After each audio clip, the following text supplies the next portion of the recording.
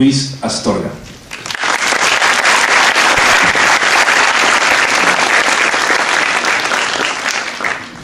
Buenas tardes, muchas gracias por la invitación. Es un placer estar con todos ustedes, con mis colegas aquí en la mesa. Yo voy a hacer un breve recuento histórico para aquellos que no han leído sobre esto y que podrían tener alguna idea equivocada de que esto se inventó en este sexenio o en el sexenio pasado o en el antepasado. Normalmente yo lo que hago es ubicar el fenómeno en tres dimensiones: la dimensión internacional, la relación bilateral con Estados Unidos y la situación interna. Creo que son estos tres planos los que nos ayudan a ubicar el fenómeno y a entender un poco mejor las transformaciones que ha habido en nuestro país y en el contexto internacional. El andamiaje institucional prohibicionista que hoy nos rige, que tiene aproximadamente un siglo de haber sido, de que las primeras piedras hayan sido puestas, se genera a partir de aproximadamente 1909 con la conferencia de Shanghái, cuya intención era controlar el opio, los opiáceos, etc. Y desde un principio el papel de Estados Unidos ha sido fundamental. Posteriormente hay una serie de reuniones internacionales hasta que en años más recientes tenemos las tres últimas convenciones de Naciones Unidas que marcan este esquema internacional prohibicionista. México empieza a entrar en este esquema, intenta entrar en este esquema desde los años de la Revolución. Sin embargo, las condiciones propias del país en ese momento no permitieron, digamos, que estos mecanismos se aplicaran de la mejor manera posible para la época. ¿A qué me refiero? Si bien la conferencia de Shanghái ya marca una serie de lineamientos, Estados Unidos en 1914 aprueba la ley Harrison, que también prohíbe el opio, los opiáceos y la cocaína. México intenta poner controles en el gobierno de Carranza pues para el tráfico de opio. Evidentemente esto no prospera, no tenía esa capacidad el gobierno de Carranza. Y después de la Revolución Mexicana, ya una vez terminada la revolución, se aprueban las dos primeras leyes federales que van a marcar ya estos mecanismos de control institucional. Es la ley contra la marihuana en 1920 y contra la amapola en 1926, es decir, contra el cultivo y la comercialización de estos dos productos. Entonces tenemos con la ley Harrison y estas dos leyes mexicanas de los años 20 que se cierra lo que podríamos llamar ya el mercado transfronterizo de las drogas ilegales. Es el surgimiento también de los traficantes como tales, traficantes de drogas ilegales. Antes de la prohibición hay comerciantes legales, son traficantes para Estados Unidos una vez que cruzan la frontera, pero del lado mexicano son comerciantes. A partir pues de estos años podemos empezar a hablar realmente de la construcción del campo transfronterizo del tráfico de drogas México-Estados Unidos. Obviamente no era el único, ya era algo que se iba expandiendo a nivel internacional, pero es importante destacar en esta lógica ciertos elementos que van a caracterizar la situación en México. El surgimiento del campo del tráfico de drogas ilegales nace subordinado al poder político. ¿Y a qué poder político? Al poder político que se establece después de la revolución. Y los mecanismos institucionales que se crean por ese Estado revolucionario por un lado van a marginar a la oposición política y también van a marginar a los traficantes de drogas ilegales, que hay que decirlo, el mercado de las drogas ilegales en ese momento no era ni de chiste comparable con el actual. Sin embargo, era lo suficientemente atractivo para que políticos en posiciones de poder clave, gobernadores y su círculo íntimo, metieran la mano del negocio. No todos, pero sí hubo casos muy visibles de que estaban interesados en meter la mano en este negocio. Entonces, los traficantes nacen subordinados al poder político y marginados del poder político. El poder político se constituye como el monopolio justamente de los grupos revolucionarios en México. Y la concentración de poder en la institución presidencial va a ser un elemento clave también.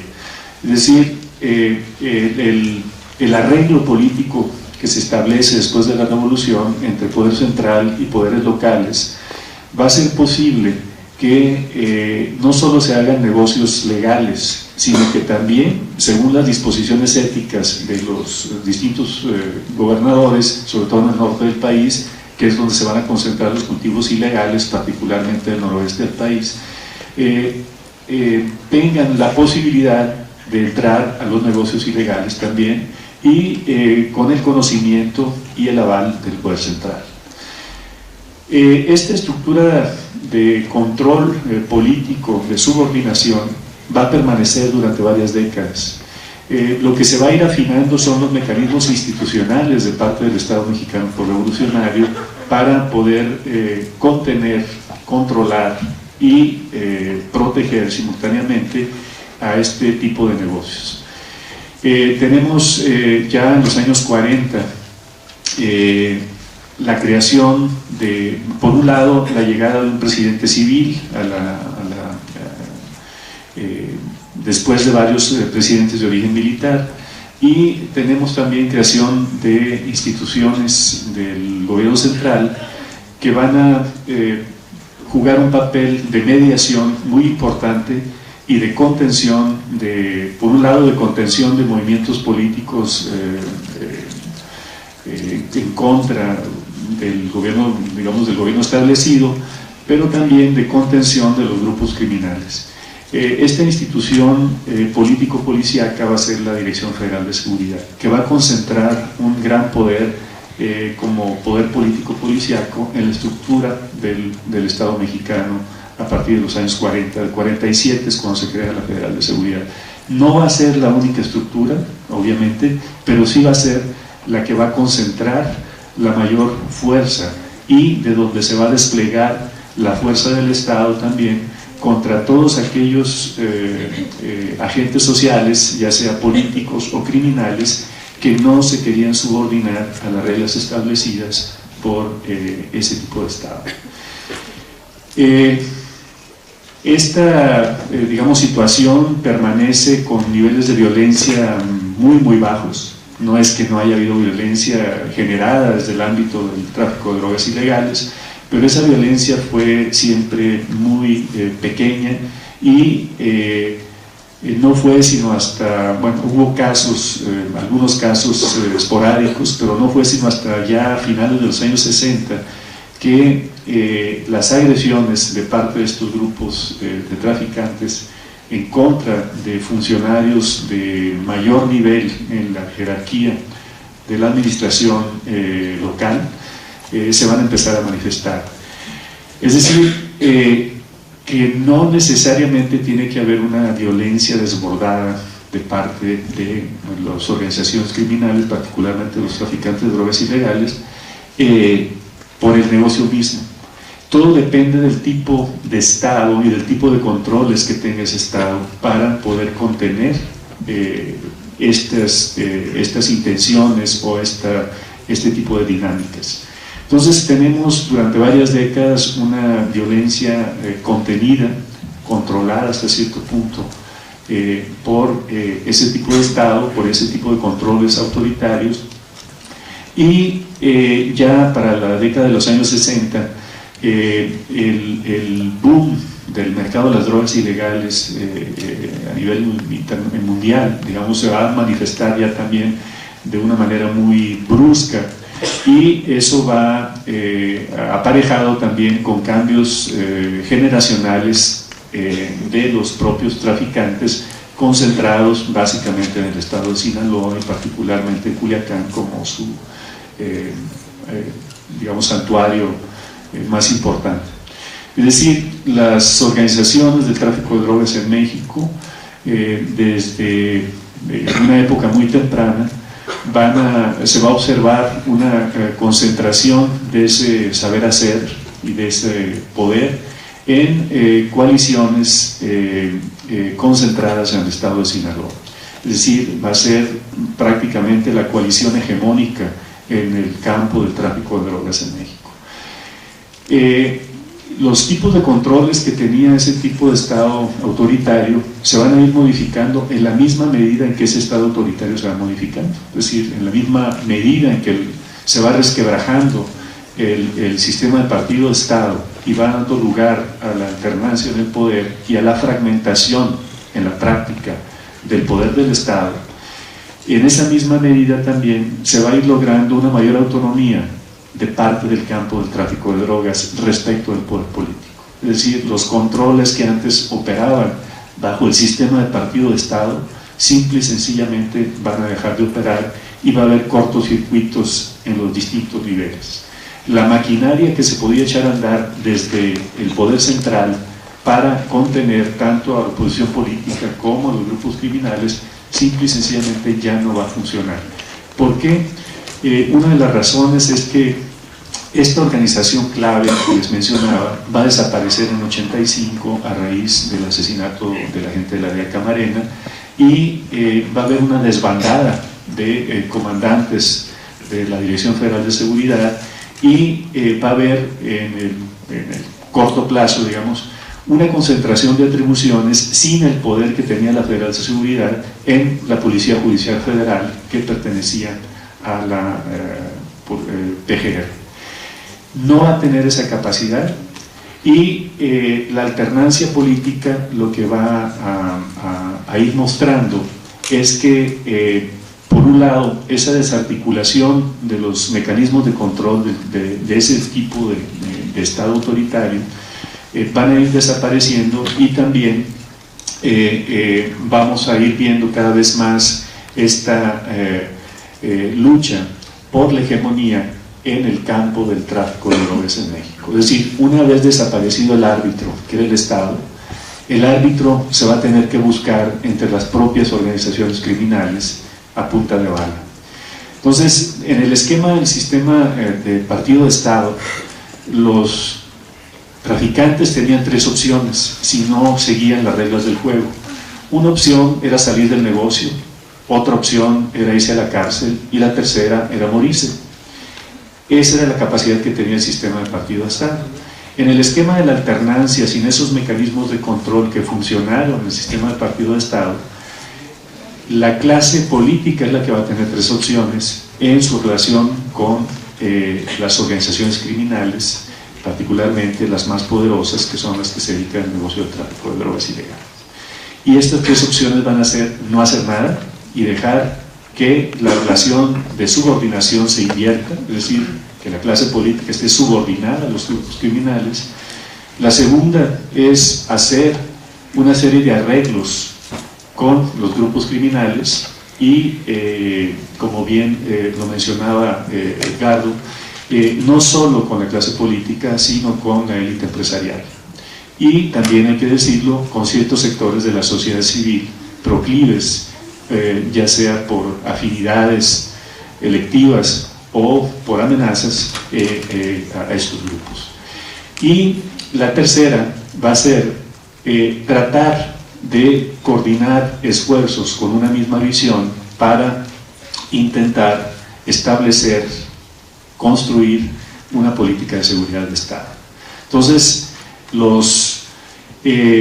Los mecanismos, digamos, que van a operar van a ser básicamente esos, pero en el ámbito internacional, desde la década de los 70, de finales de los 60, México va a ser digamos, el laboratorio por excelencia de una visión sobre seguridad nacional y seguridad hemisférica de Estados Unidos, donde en relación con el tráfico de drogas las Fuerzas Armadas van a adquirir un papel cada vez mayor. Tenemos antes de que fuese declarada oficialmente la guerra contra las drogas en la administración Nixon, el primer intento, digamos, el preludio de la guerra contra las drogas fue la puesta en práctica de la Operación Intercepción en 1969 en la frontera México-Estados Unidos, para tratar de controlar, se decía en ese momento, el tráfico de drogas ilegales por vía terrestre. Evidentemente esto no prosperó, pero sí creó un antecedente diplomático muy fuerte, y después de eso va a venir la Operación Cóndor, es decir, el primer gran operativo militar desplegado en todo el continente americano para la destrucción de cultivos de drogas ilegales. Va a ser en México durante la Operación Cóndor en los años 75-78, aunque oficialmente se lanza en 77, extraoficialmente ya empezaba a operar desde 75, con una violación de derechos humanos que en ese momento no estaba de moda. Estaba de moda, digamos, lo puso de moda la administración Carter en Estados Unidos, pero sobre todo para los derechos políticos, no para los derechos de los campesinos, que fueron hubo detenciones ilegales, asesinatos, desapariciones, desplazamiento de poblaciones campesinas de la Sierra de Sinaloa, Chihuahua, Durango, etcétera, pero no constituyó un problema, digamos, centrado en los derechos humanos de estos grupos, aunque es el inicio también de la creación de grupos de derechos humanos en México para protestar contra los abusos de poder durante la Operación Cóndor. Y esto es el preludio también de lo que va a suceder posteriormente, a partir de 78, 80 en Colombia, con la Operación Fulminante. La Operación Fulminante va a ser un operativo similar al de la Operación Cóndor, con 10.000 militares para la destrucción de cultivos de marihuana en la zona atlántica de Colombia, en la zona de La Guajira, la zona atlántica. El famoso boom marimbero colombiano, en fin. Después viene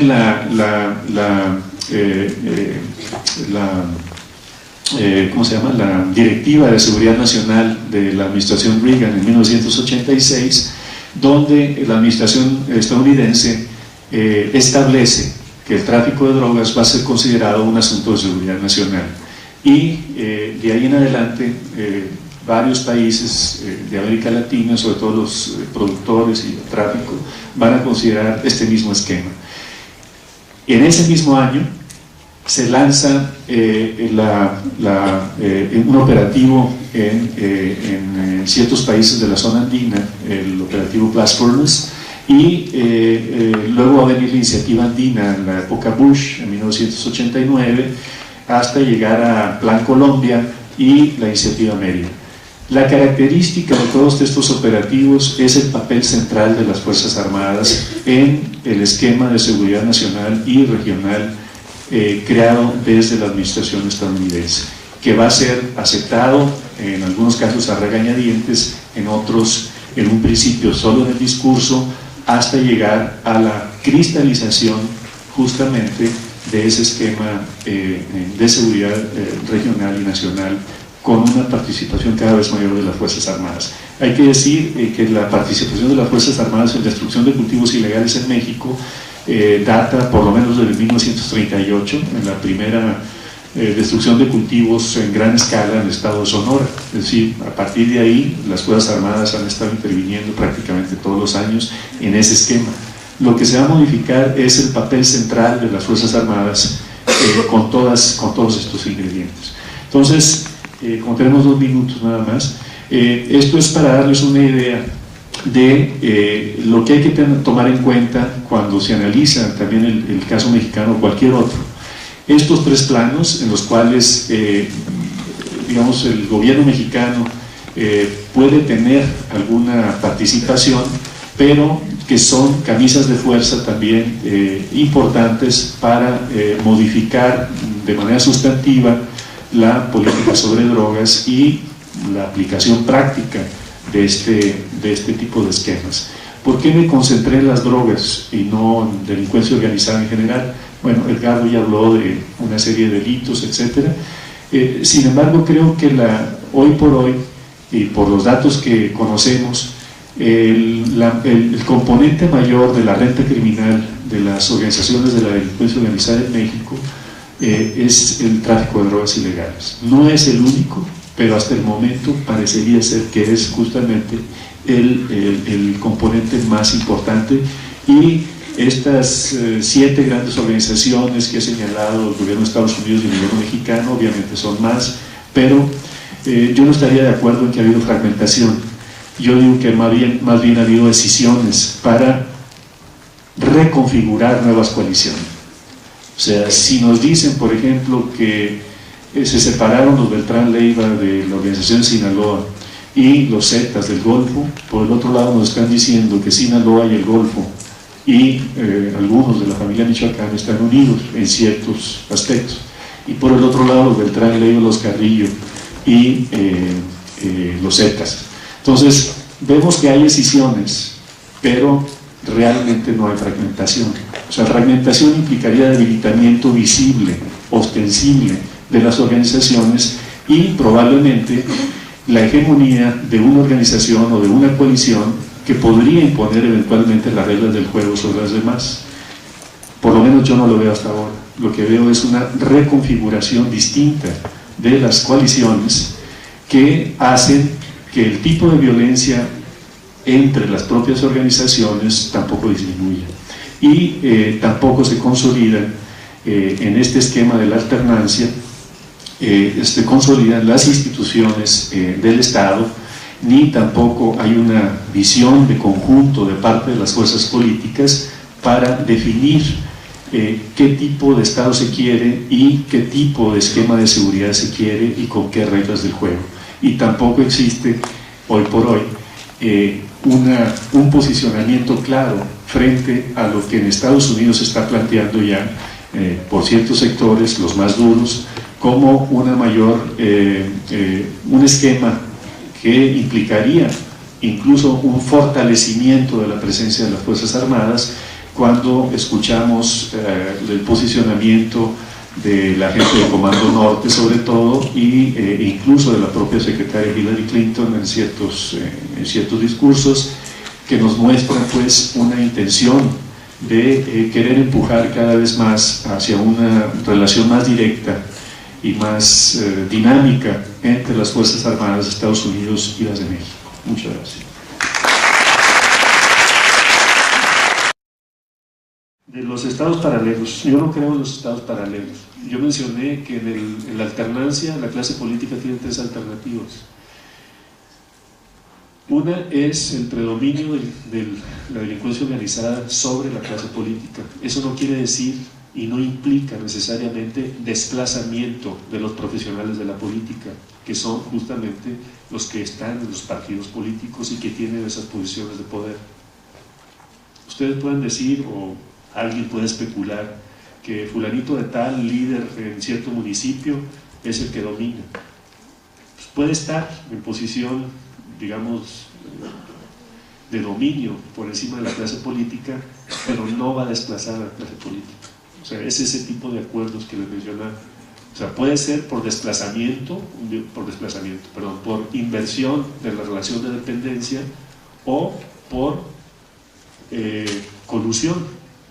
Y lo difícil que es la situación en la actualidad de México, dada esta fragmentación política, es determinar cuál de las 3 relaciones que les mencioné es la que está predominando en un determinado lugar.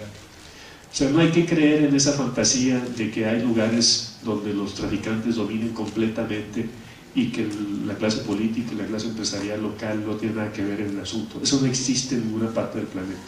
Siempre hay cierto grado de relación, de colusión, ya sea por las buenas o por las malas, pero nunca es algo que no se toca para nada entre un grupo y otro. ¿no? Eso es lo que hay que tener en mente y no pensar, como decía Carlos, en estos esquemas mitológicos, ¿no? Con los acuerdos.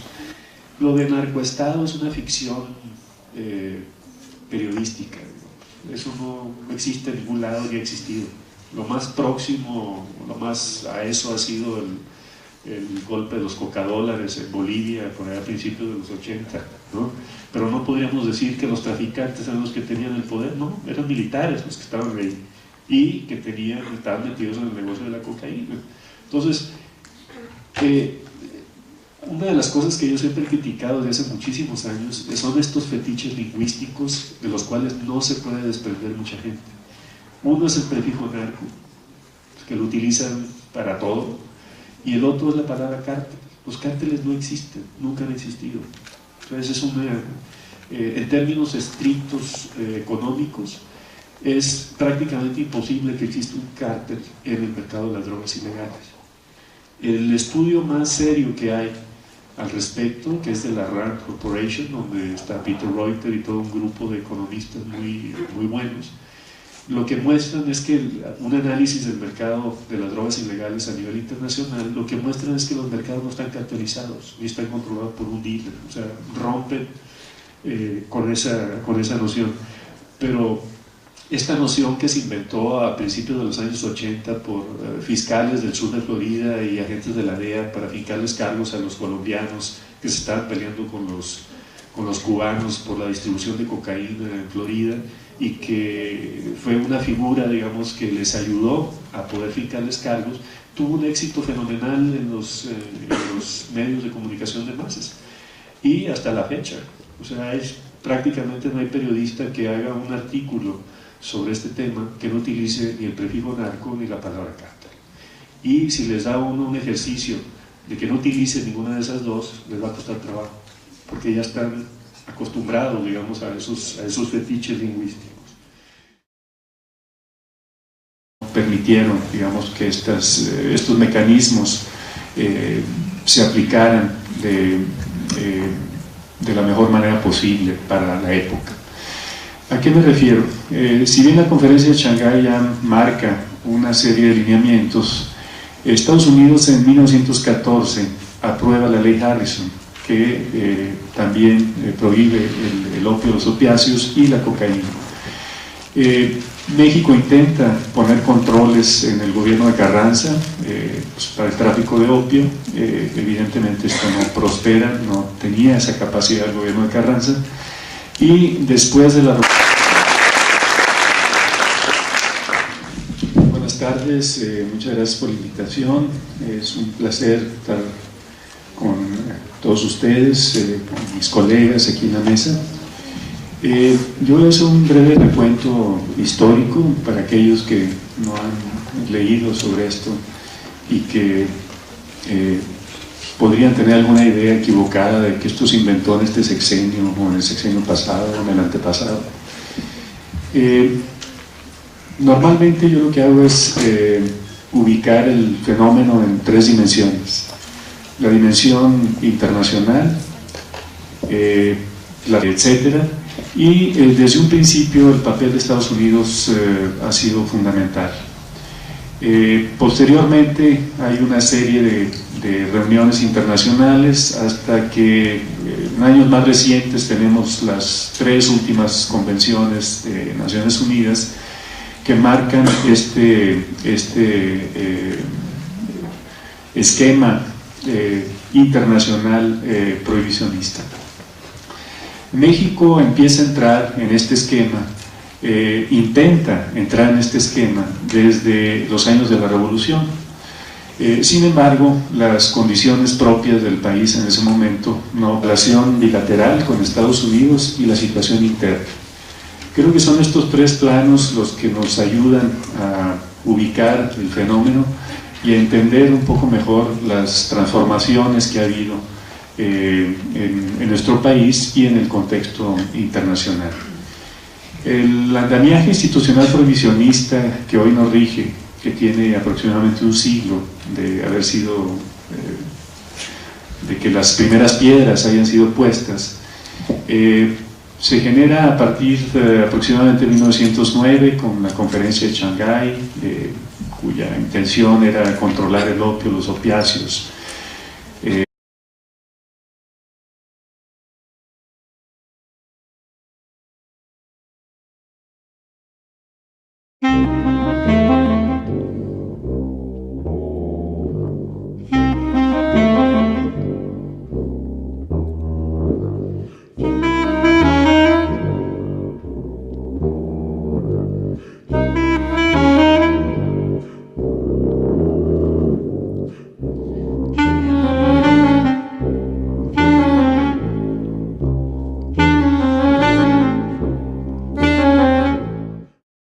Luis Astorga.